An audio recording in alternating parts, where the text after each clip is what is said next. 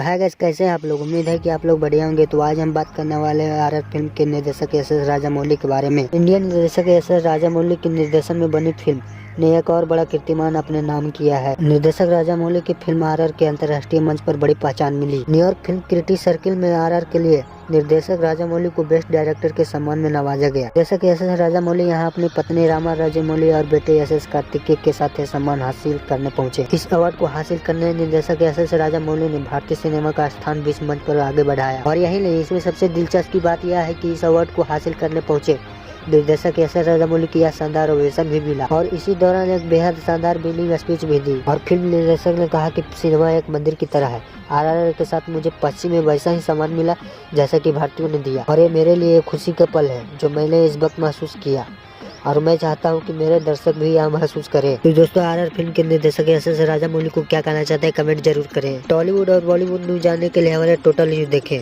धन्यवाद।